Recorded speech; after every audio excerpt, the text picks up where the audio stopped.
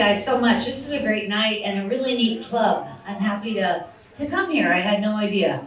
Living in LA for 25 years, I've never been here. So this was really fun, and the bar is certainly inviting. So I'll see you guys over there after the show. All right, here we go. So I was 15 years old, and I'm sitting at the dinner table with my parents. We were having grilled cheese and tomato soup, comfort food. And my 5 older siblings were all out of the house already. And they were in college or even moved on. So it was just me and my mom and dad. And all of a sudden, my mom pulls out this piece of paper underneath her plate. It was a phone bill. I was so confused. And she starts waving in the air and she says, "Jack, who are you calling in the 935? We don't know anybody in the 935 area code. We're 412. And I look at my dad, and I saw guilt in his eye right away. But he denied it. "That's ridiculous, Lillian." And then he looked down at his plate, and he pushed his chair back from the table, and he got up, and he went down the hallway, packed a garment bag, and then he walked out. The next day I got home from school, and his closet door was like ajar, a little bit open. And so I went down the hallway, I opened the door, and all of his suits were gone, all of his dress shirts, all of his ties. My dad had moved in with a lady from the 935. And at that point, I didn't see my father for 9 years. That night at dinner, it was just my mom and I. So we'd gone from 8 to 3 to 2, and nobody said anything. But then my mother looked up and she said, "Your father doesn't love us anymore." And I said, "Really? Why did he leave? Why did you let him leave? Why couldn't you be a better wife?" And of course, I realize now it was certainly not her fault, but I was only 15. And what I took from this is that she didn't give him enough attention. And I told myself, this is never going to happen to me. I will be able to please a guy, and he's never going to leave me. So after my dad left, I started dating a lot. Really, I was just hooking up with different guys. I was in high school. I had 2 boyfriends named Bob. I was bobbing around. Yeah, sure. And, no father figure, and basically no more parents. And then I started college, and when I was a sophomore in college, we had this guitar player that played at our campus Rathskeller, which is like a bar. And he played there every Tuesday night, and my girlfriends would go see him. And this guy, his name was John Wilson, and he was kind of like a one-man band guy, but he was really good. His foot tapped continuously on a tambourine built into the floor, and he could play anything. I mean, honestly, I couldn't believe it. I mean, I played my guitar myself, but I could barely tune my guitar. And this guy, he knew everything. And what really impressed me was that he knew a lot of Dan Fogelberg songs. And okay, good, this is the audience. You remember that in the 1970s, there were a lot of singer-songwriter guys with long hair and beards and guitars, like James Taylor, Cat Stevens, all of the Eagles, and Dan Fogelberg. And here was this bearded guitar player right in front of me, playing that song that Dan Fogelberg wrote about meeting his ex-lover in a grocery store. Met my old lover in the grocery store. The snow was falling Christmas Eve. And then he touches her on the sleeve, and then she spills her purse, and they laugh until they cry. So now he's playing that right in front of me, and I'm basically losing my flippin' mind. And it didn't hurt that John would bring pitchers of beer over to our table as well on his breaks. And so one Tuesday night, we're there, and I'm chatting with John on his break, and I start telling him about my grow-a-frog that had died. Now, a grow-a-frog was a tiny tadpole that you ordered by mail. And there were ads for them. They would fall out of the newspaper, these little postcards. for grow-a-frogs, and I ordered one, and it came, and it was a tadpole, and it did turn into a frog. And I named him Howard. So one day, my girlfriend Lynn is over in my dorm room, and for some stupid reason, she starts playing with Howard, takes him out of the tank. He falls to the floor, the slippery frog is just all over the floor. Lynn picks up the frog, goes out to the hallway, and throws him down the garbage chute. And as I retold this story to John, I started crying. And I started even really being emotional and super sad because I could see in his eye that the more I cried, the more attention I was getting. And the very next week, John brought into the Rathskeller not only his guitars, but he brought in a 10-gallon aquarium, half water, half dirt, and in the middle sat a shiny green frog. And then he sang the very obscure Dan Fogelberg song, Looking for a Lady, and he asked me out. You guys, on our first date, he taught me to eat a lobster at Red Lobster. I also got to sneak sips of his strawberry margarita that came in a keepsake glass, which I got to keep. After the Red Lobster meal, he took me to Mario's Pub in downtown Pittsburgh, which was like, I was in a real bar, and it wasn't hard to get me in, even though I was only 19. But John, that was his weekly gig, playing at Mario's Pub, playing to these businessmen with their ties off, screaming out the lyrics to Gloria. That place, Mario's, became very, very frequent for me. I'd go every Friday night. And at one point, John bought me a keepsake mug from behind the bar. And mine said, I'm with the band. And then he had one that said, I'm with the blonde. I'm telling you. And John, he was just, he was amazing. That day, after the Red Lobster date, it was Valentine's Day. And I get a call from the desk in my room, and the desk says there's a Valentine downstairs for me. So I take the elevator to the bottom floor, and sure enough, there's this huge flower arrangement, bigger than all the other Valentines, and yeah, it's from John. So I'm looking at this incredible arrangement, and there are 5 things and 5 notes, and it says, smell the beautiful flowers, and there's daisies. Taste the apple, and there's a red apple. Look at the beautiful pictures, and there's like these stained glass things you put in the window. Hear my song, and there's a cassette with the name Christine on it of a song he apparently wrote in the last 8 hours. And then there's a note that says, and feel my love for you. And with all 5 senses, oh yeah, I was in love.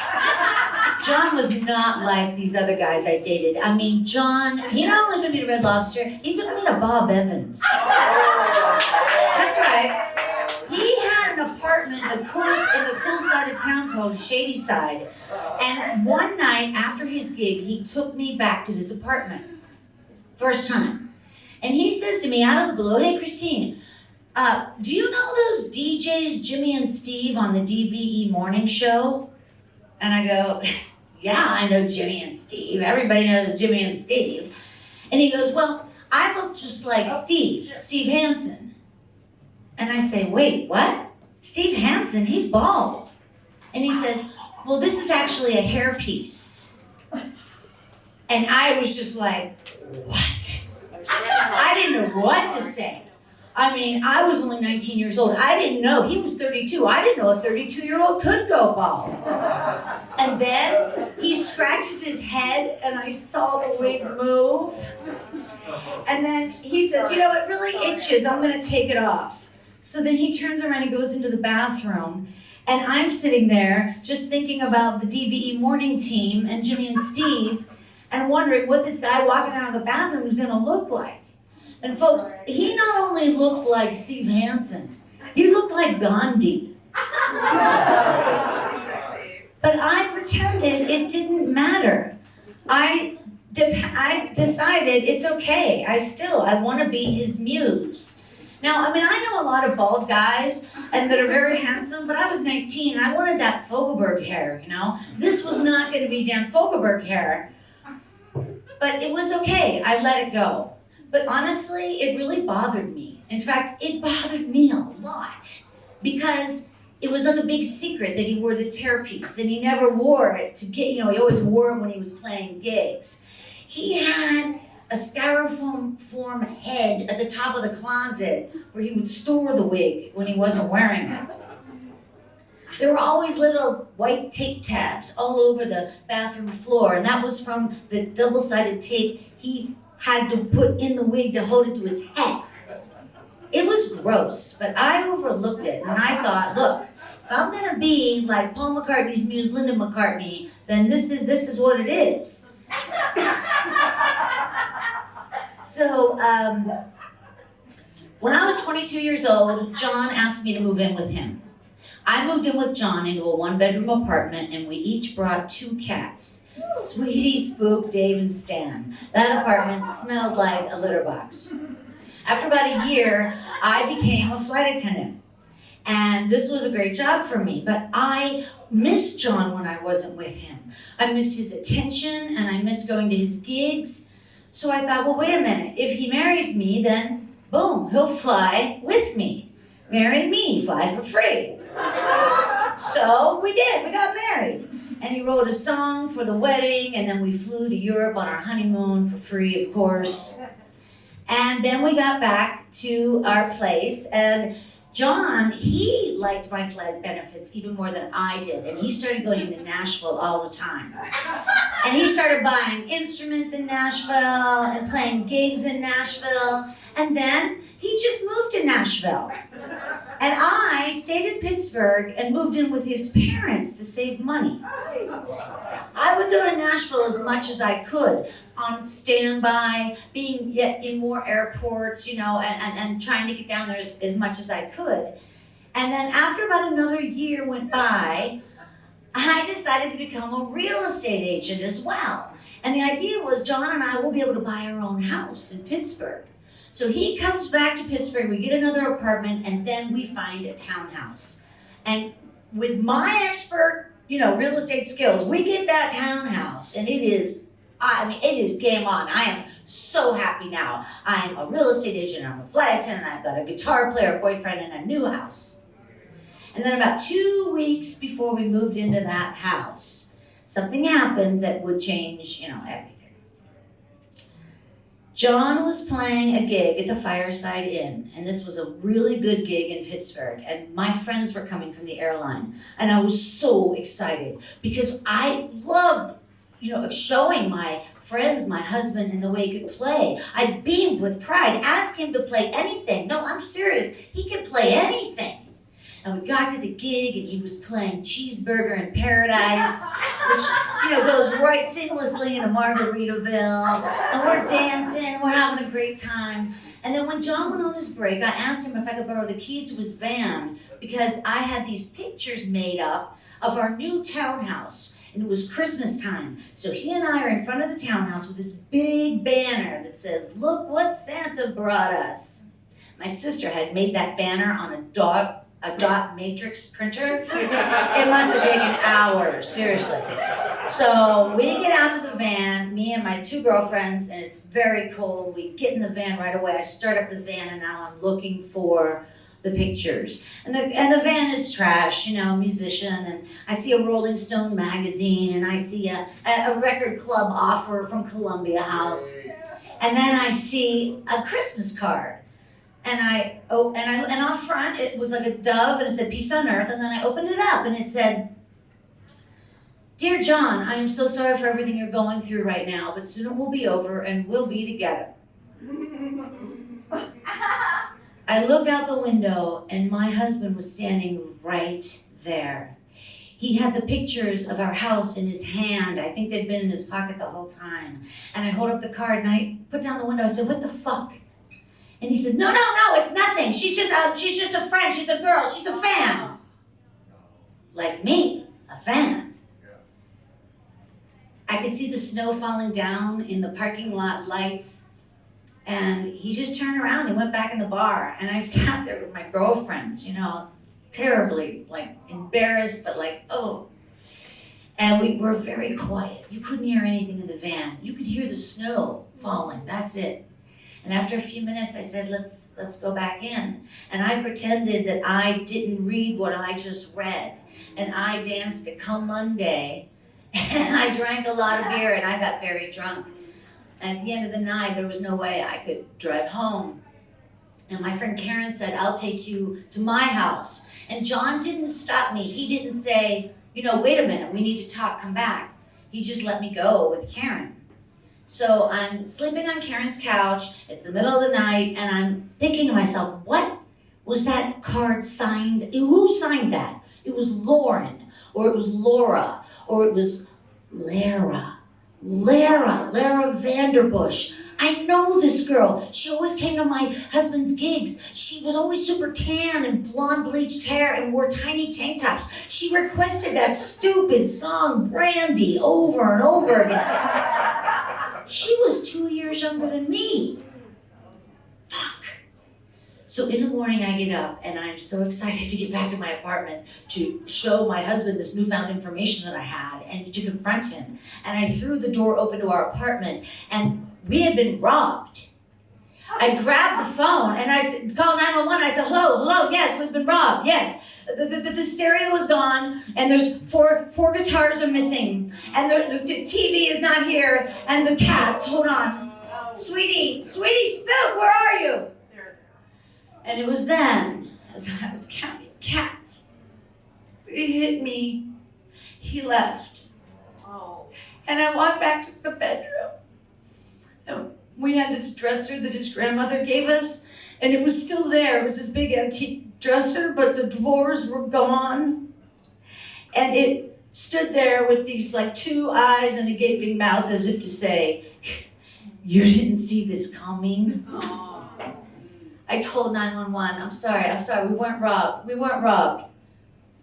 But I was robbed, I was robbed of my marriage, I was robbed of my townhouse, and I liked his cats. And